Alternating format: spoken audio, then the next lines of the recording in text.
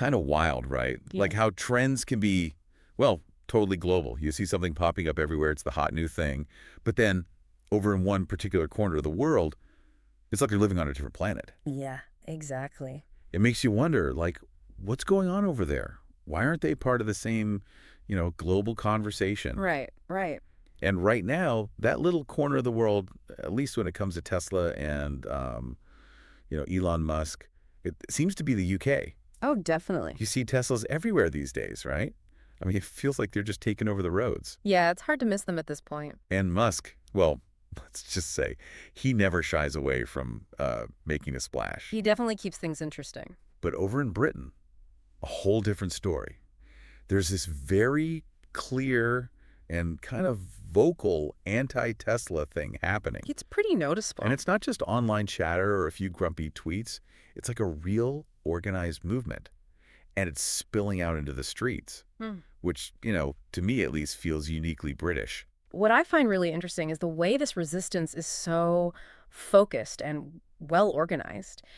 It's gone beyond just individual people complaining here and there. Yeah. This is a real movement with its own goals and, well, even a strategy. You might find some skepticism about Tesla and other places, sure. Sure.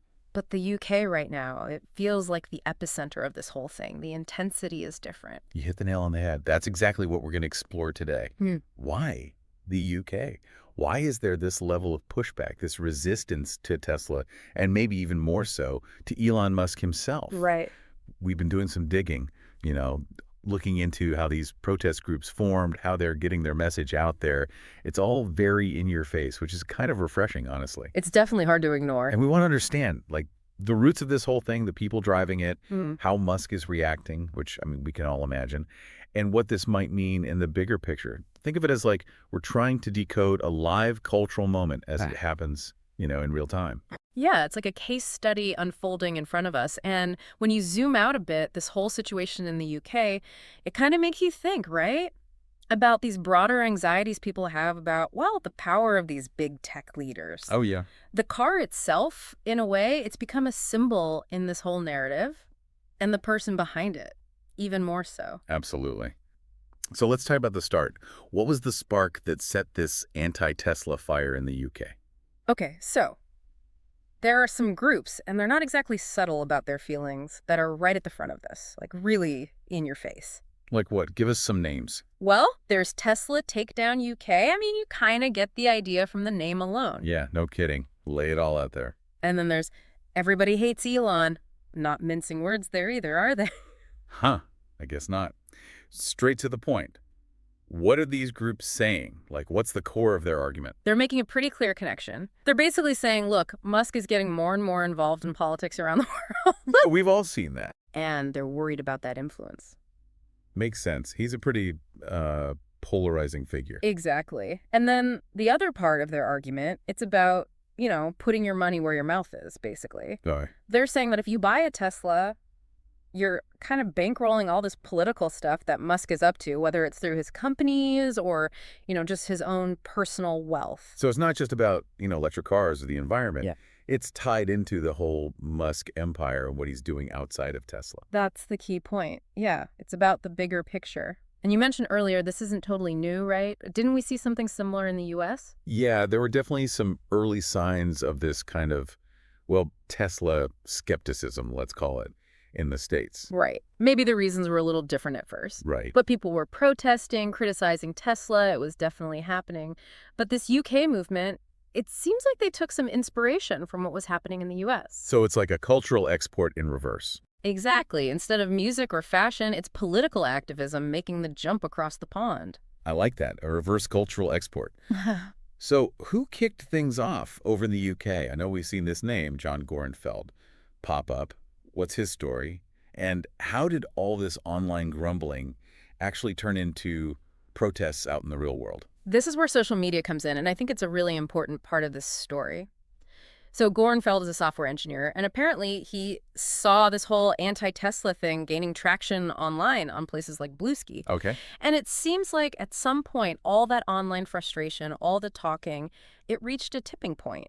Right. You know, people get tired of just talking sometimes. They want to do something. Absolutely. And for Gorenfeld and some others, that something became like taking it to the streets, actually organizing protests. It's a good reminder of how these online communities can, spark real-world action. It's not just all talk. So online anger turned into real-world action. Yeah. What do these protests actually look like? Are they just general anti-corporate stuff? Oh, no, it's way more targeted than that. Really? They're doing things that are meant to grab your attention and really make an impact, both visually and socially.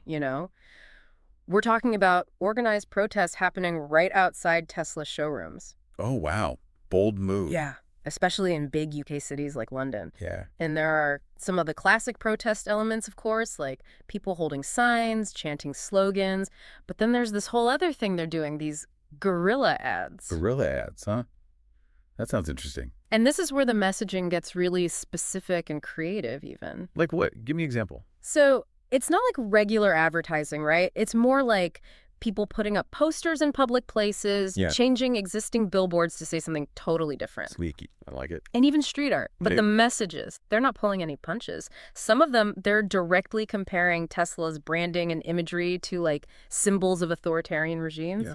Pretty heavy stuff. And then others, they're going for more of a satirical angle, portraying Elon Musk himself as this kind of dramatic figure. I can imagine. Almost like a Bond villain, but obsessed with cryptocurrency.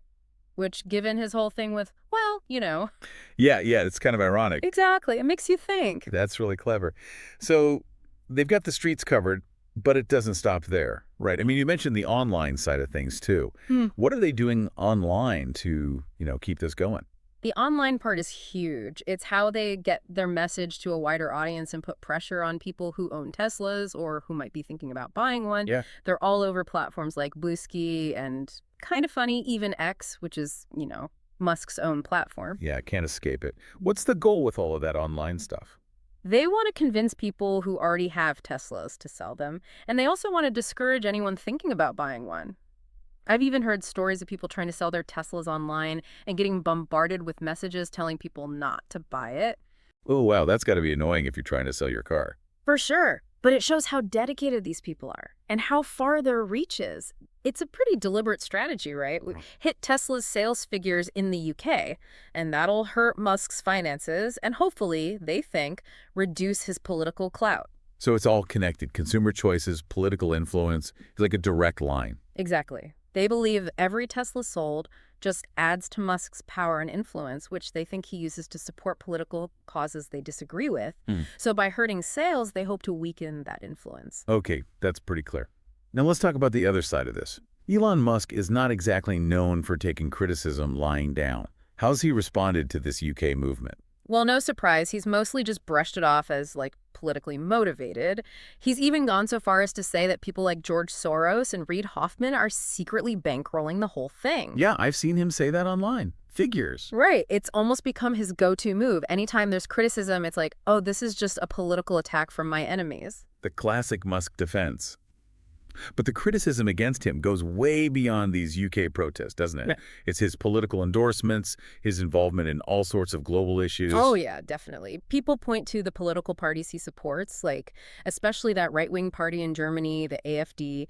That one really raised some eyebrows. Yeah, it did. And then there's this whole thing with U.S. politics supporting Trump, his very strong opinions on free speech.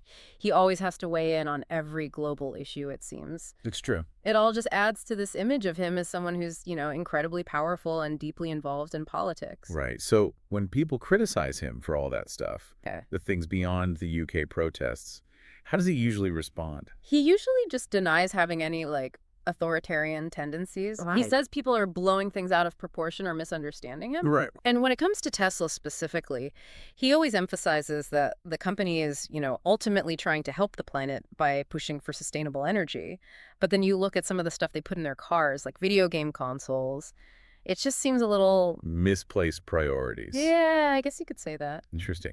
Okay, so despite all this very public pushback in the UK, what's actually happened to Tesla's sales there?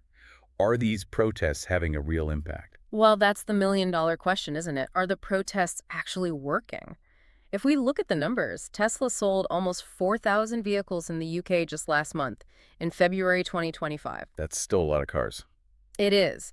But if you put the UK market in context of Tesla's global sales, it's actually pretty small, like around 4.6%. Oh, okay. So maybe the protests are generating bad press, Right. but the actual impact on sales might not be that huge. That's what the numbers seem to be saying, at least for now. Okay. But what about Tesla's stock price? It's gone down quite a bit since its peak at the end of 2023. Is there any connection to this whole anti-Tesla thing happening in the UK? It has taken a hit, that's for sure. But most financial analysts, they're saying the drop is probably due to a bunch of different things. Like what? Like more competition in the electric vehicle market. It's not just Tesla anymore. Yeah, true. There's also the possibility that the market, in some key regions might be getting saturated. And then there's the whole global economic and political situation that's always unpredictable. Always something. Right. So to say that the UK protests are the main reason for the stock dip, that's probably oversimplifying things. Okay, I get it. Yeah.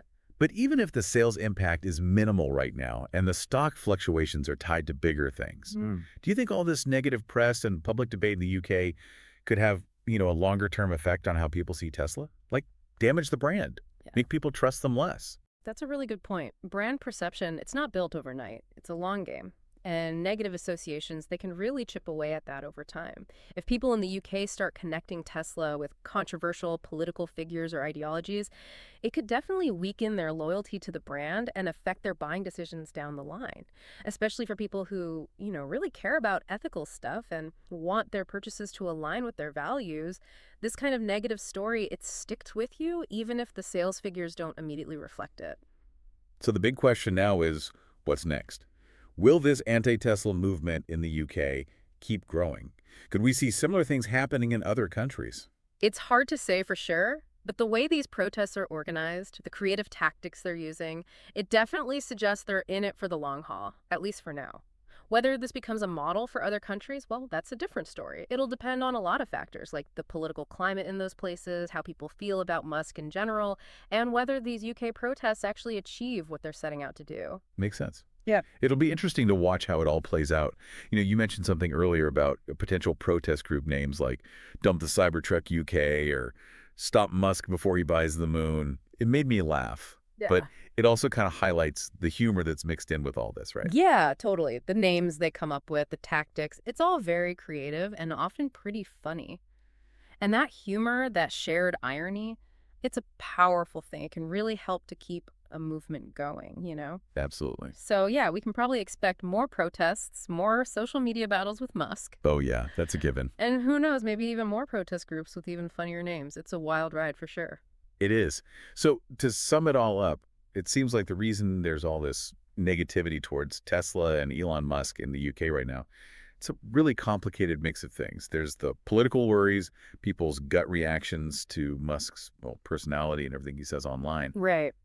and this growing feeling that when you buy something, you're also making a political statement. You know what I mean? Yeah, definitely. And all of that is playing out in very real ways. The protests, the guerrilla art, the online campaigns, it's all designed to hurt Tesla's sales and ultimately limit Elon Musk's power. Exactly. It's a multi-pronged attack fueled by a lot of interconnected concerns.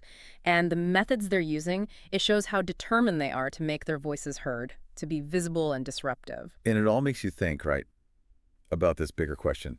We live in a world where tech leaders have so much power, so much influence. And their personal beliefs, the things they do, it's all tied up with the products they sell. It's all connected. So what does this reaction in the UK tell us about how consumers, corporations, and politics all interact? It makes you really think about where your loyalty lies as a consumer and what your choices actually mean in this crazy world. It's definitely food for thought. It is.